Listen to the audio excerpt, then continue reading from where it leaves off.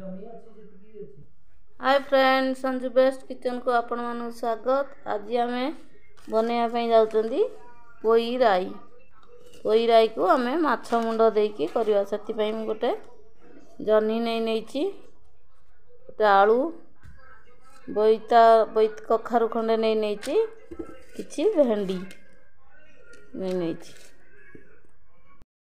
देखु किछि कखारु बड़ी भी पकेवा भाजिकी। प्रथमे भेंडी को गोटा धोई नवा तापरे काटी नवा छोट छोट करके। भेंडी को प्रथमे यहीपरि भाव में गोटा धोई नवा तापरे गड़ गड़ करके काटी नवा।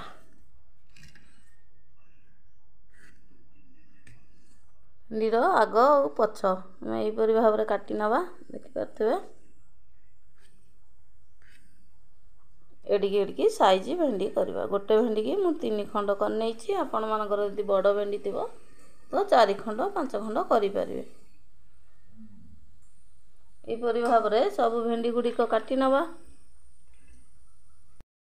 पोई पतर को मु गोटा धोई नौची तापरे काटी नवा चुन चुन करके।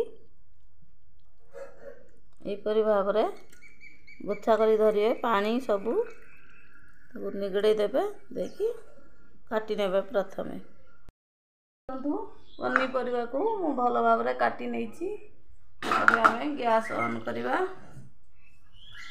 कड़ाई बसई दवा। प्रथमे आम बड़ी को भल भाव में भाजी नवा।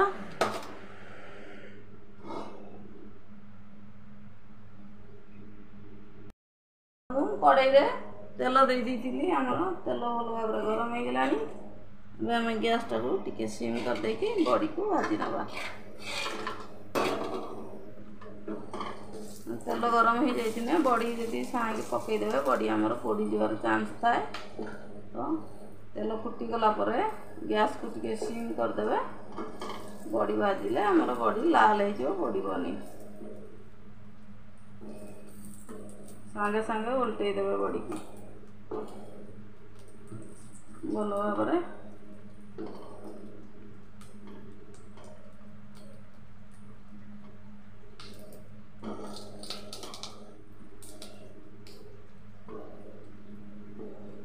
हमारा बड़ी हो गला।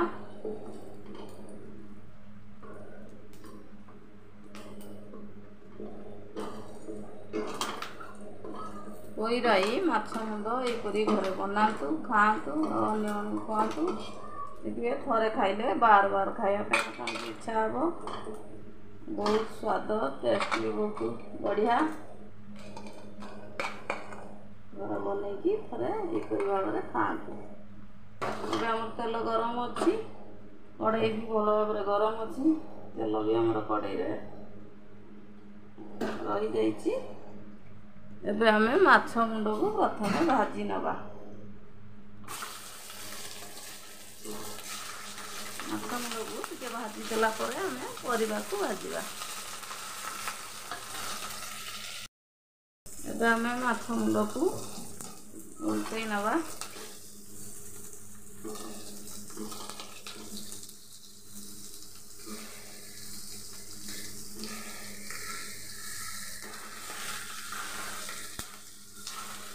उल्टे नेले माछ मुंड तेल भल भाव में मिसीज।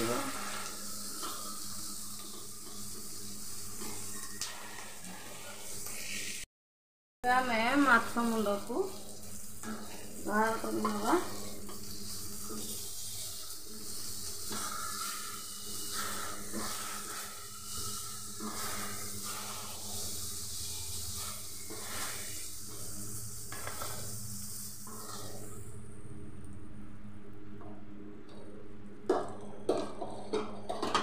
देखिपे माछ मुंड आमर भी लाल हो जाइए।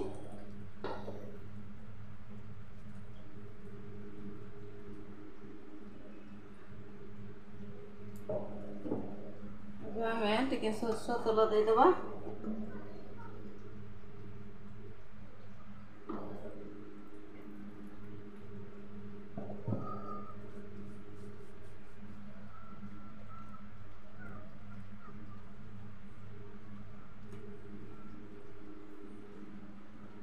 ତେଲରେ ଆମେ ଟିକେ ସୋରିଷ ଦେଇଦେବା।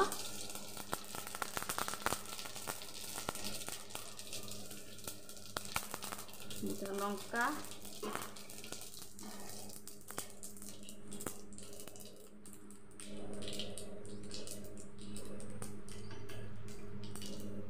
ଆମେ ପ୍ରଥମେ ଆଳୁକୁ ଭାଜି ନେବା।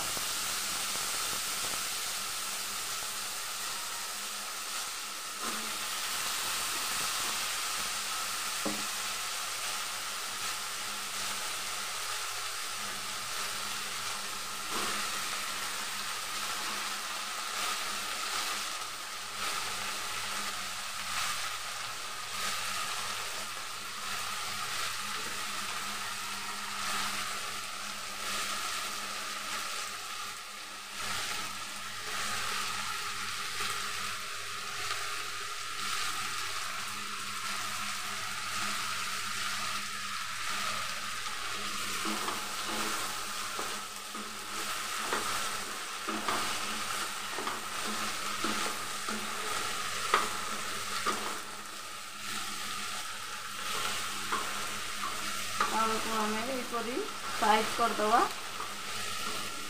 मझी जो फाँका रहा से आम भेंडी पकईदे। भेंडीटा भी आमर हल्का भाजी हवा दरकार।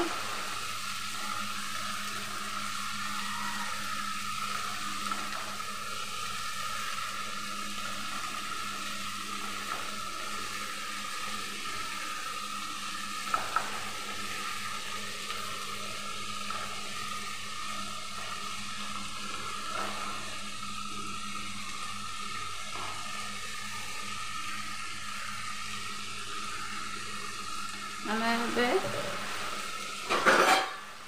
2 मिनिट ढकईकी छाड़दवा।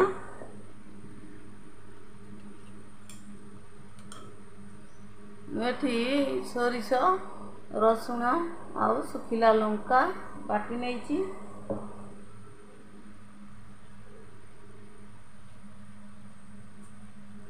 एठी जीरा, धनिया, अदा और गरम मसला, रसुण सबू मिसईकी पेस्ट कर नहीं। हमें टिके देखिए ढाकुनी खोलिकी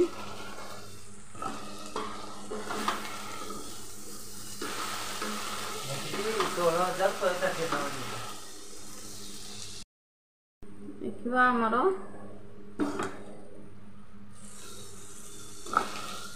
आमर एतिके होइथिबो। हमें आपको गोटे जगह को बाहर कर नवा।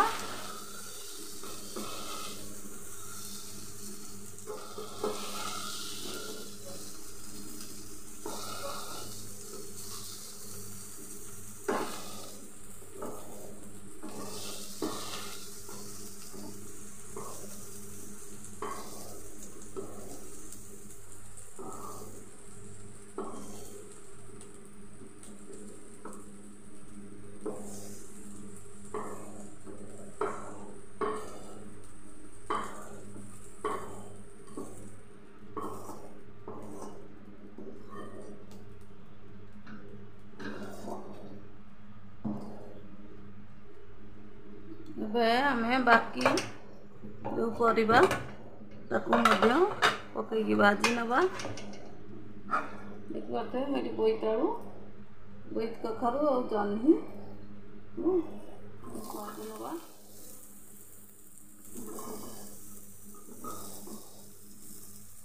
सहित शाग को पकई नवा।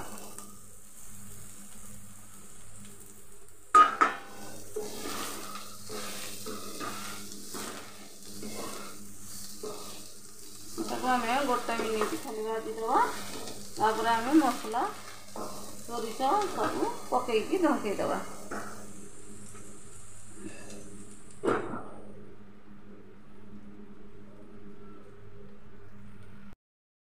आमर 1 मिनिट हो आपको गोटे प्लेट को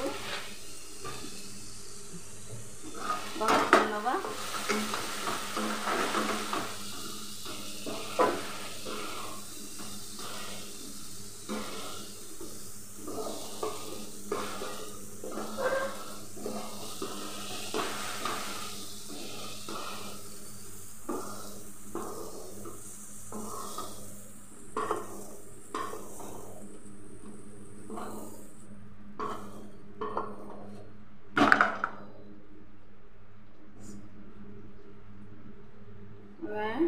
किसी सरस तेल नहीं नवा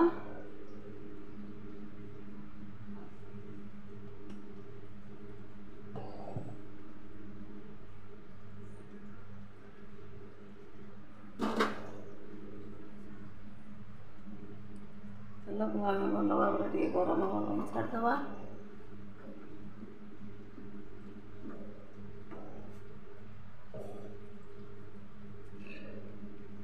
तेल आमर गरम हो गलानी एबे आम प्याज पकईदवा।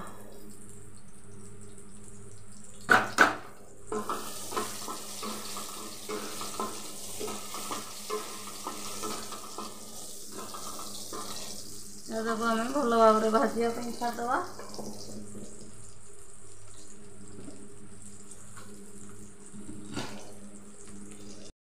प्याज आमर भल भाव भाजी हो आम मसला फुल चामच देदवा।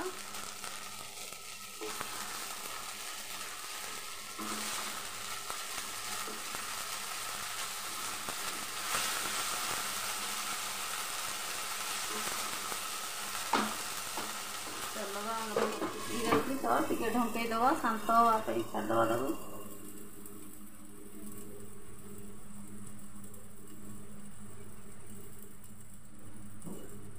ढंकई देले तेलटा आमर बाहर को जाई पारिबनी से कड़ई भितर ही रही माने चारिआडे आमर तेल छिटकी देवा।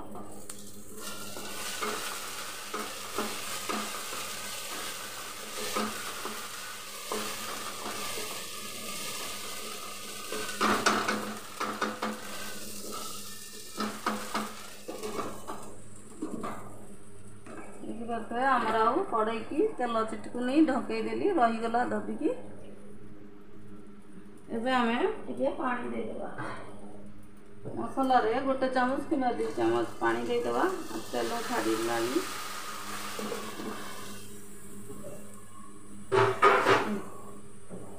एबे आमे ढांकुणी को खोलीदेवा।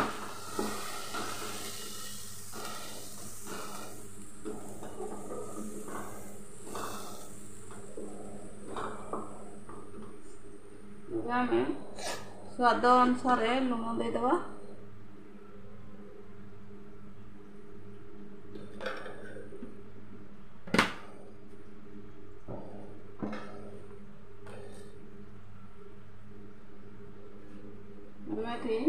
गोटे चामच हलदी गुंड देदेवा।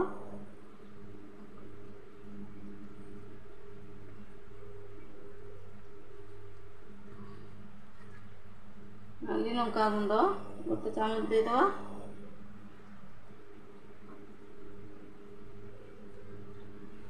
आम जीरा गुंड गोटे चामच।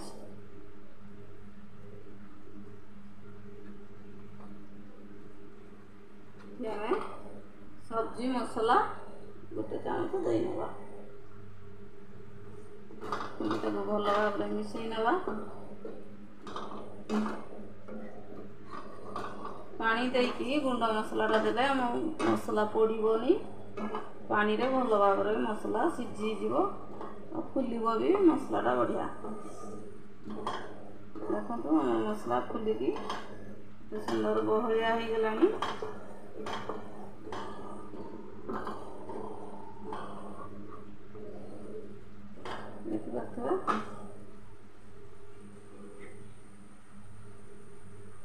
देखिए गरम मसला गुंड देदेवा। बाटी नहीं सब मसला अल्प टे गरम मसला आउे गुंड देदेली।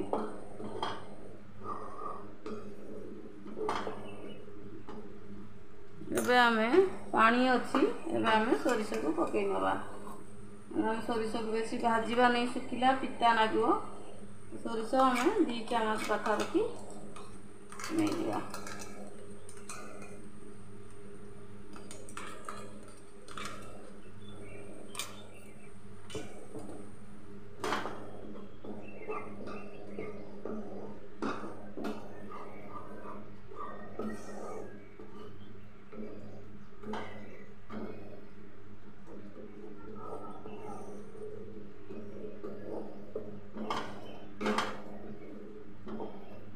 ଏବେ ଆମେ ଗ୍ୟାସକୁ ଟିକେ ବଢ଼େଇ ଦେବା।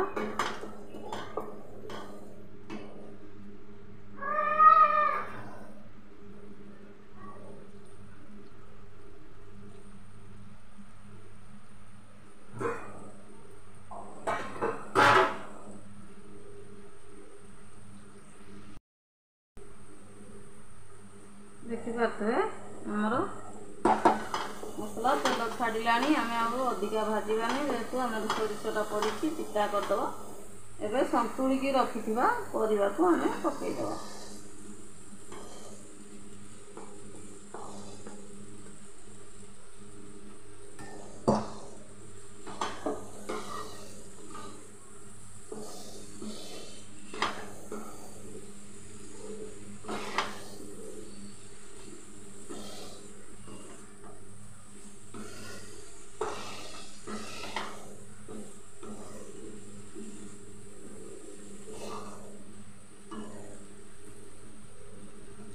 ଏବେ ପରିବା ଗୁଡ଼ିକୁ ବି ଆମେ ପକାଇଦେବା।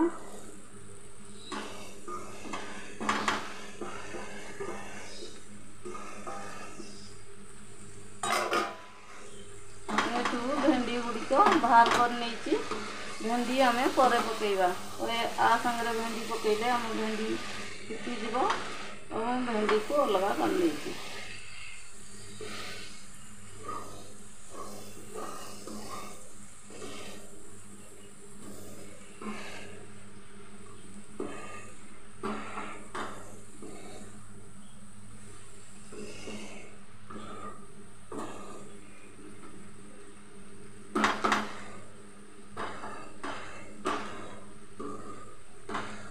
ଏବେ ଆମେ ପାଣି ଦେଇକି ଢଙ୍କେଇ ନେବା। ଦେଖନ୍ତୁ ମୁଁ ଏଇ ଗ୍ରାଇଣ୍ଡର ଜାରରେ ସୋରିଷ ବାଟିଥିଲି, ସେଇଟାରେ ମୁଁ ପାଣି ନେଇଦେବା।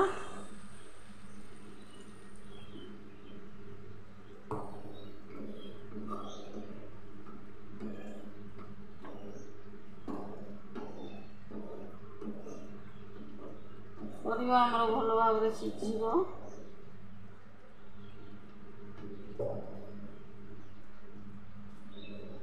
ଆମେ ଆଉ ଗୋଟେ ସେଇ ଜାରରେ ମାପିକି ଆଉ ଗୋଟେ ଜାର ପାଣି ନେଇ ନେବା। ପରିବା ଆମର ଭଲ ଭାବରେ ସିଝିବ, ଆଉ ଟିକେ ଚୁକୁଚୁକିଆ ରହିବ। ଚୁକୁଚୁକିଆ ରଖିନେଇ ଏଟା ଭଲ ଲାଗିବ ଝୋଳଟା। ତାପରେ ଆମର ଲାଷ୍ଟରେ ବଡ଼ି ପକାଇବା, ସିଏ ବି ପାଣି ଟାଣି ନେବ। ତ ଆମେ ପ୍ରଥମରୁ ପାଣି ଦେଇଦେବା, ପରେ ଆମେ ପାଣି ଦେଲେ ଆମକୁ ପାଣିଚିଆ ଲାଗିବ ତରକାରୀଟା। ପ୍ରଥମରୁ ପାଣି ଦେଇକି ଆମେ ଫୁଟେଇ ନେବା।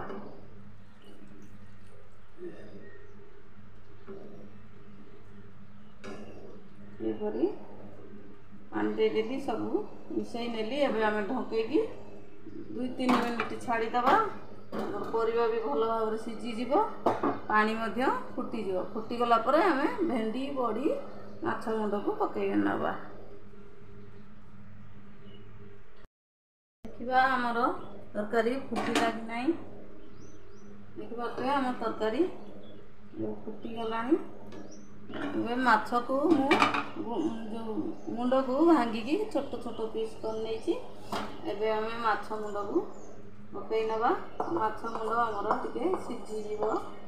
ଭାଜିଥିଲେ ପ୍ରଥମେ ଆମେ ତେଲରେ, ତାପରେ ମଧ୍ୟ ଏଠି ମିଶାଇଦେବା।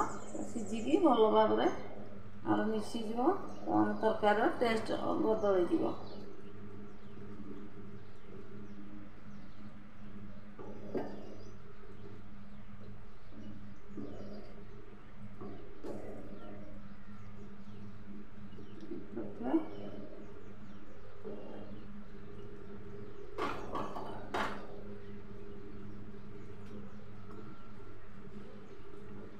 ଏବେ ଆମେ ଭେଣ୍ଡିକୁ ବି ପକାଇ ନେବା।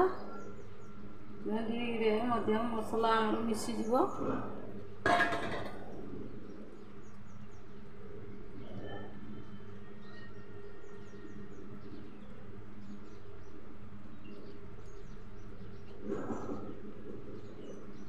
ମଝିରେ ଆମେ ଭାଙ୍ଗି ନେଇଛି ମୁଁ ବଡ଼ିକି, ମଝିରେ ଆମେ ଦେଇଦେବା ବଡ଼ିକୁ।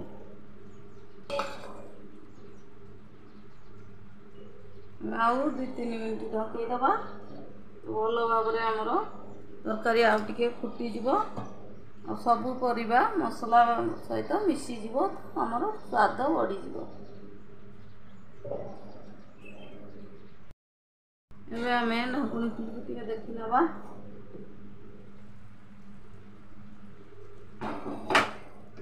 ସବୁ ପରିବାକୁ ଆମେ ମିଶେଇ ନେବା।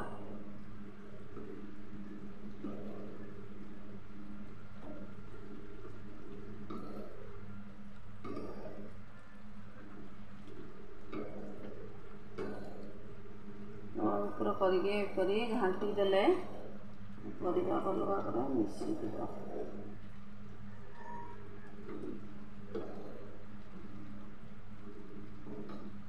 ଦେଖିବାରେ ସବୁ ପରିବା ଭଲ ଭାବରେ ସିଝି ଯାଇଛି। ଏମିତି ଛୁଁ ଛୁଁଟା ଭାଙ୍ଗି ଯାଉଛି, ଆଳୁ ମଧ୍ୟ ଭାଙ୍ଗି ଯାଉଛି। ସବୁ ପରିବା ଆମର ସିଝିକି ଭଲ ଭାବରେ ହେଇଯାଇଛି। ଏବେ ଆମେ ଗ୍ୟାସକୁ ବନ୍ଦ କରିଦେବା। ଆମର ଏତିକି ଝୋଳ ରହିଥିବ, ଆକୁ ଆମେ ଗରମ ଭାତ ରୁଟି ସହିତ ଆରାମରେ ଖାଇପାରିବା। ଘରେ ଘରେ ବନେଇକି ଦେଖନ୍ତୁ, ବହୁତ ସ୍ୱାଦ ଲାଗିବ। ଦେଖିପାରୁଥିବେ ଆମର ପୋଇ ତରକାରୀ ଆଉ ମାଛ ମୁଣ୍ଡ ତରକାରୀ ରେଡ଼ି ହେଇଗଲା। ଏହିପରି ଭାବେ ଘରେ ବନାନ୍ତୁ, ଖାଆନ୍ତୁ, ଅନ୍ୟମାନଙ୍କୁ ଖୁଆନ୍ତୁ। ଭିଡ଼ିଓଟି ଭଲ ଲାଗିଲେ ଲାଇକ୍ ସେୟାର କରିବା ପାଇଁ ଜମା ଭୁଲିବେନି। ସବସ୍କ୍ରାଇବ୍ ମଧ୍ୟ କରିଦେବେ, ତାକି ନୂଆ ନୂଆ ଭିଡ଼ିଓ ଅପଲୋଡ଼ କଲେ ସର୍ବପ୍ରଥମେ ଆପଣଙ୍କ ପାଖରେ ପହଞ୍ଚିଯିବ। ରହୁଛି, ବାଏ ବାଏ, ଜୟ ଜଗନ୍ନାଥ। ପୁଣି ଦେଖା ହେବ ନୂଆ ଏକ ଭିଡ଼ିଓରେ।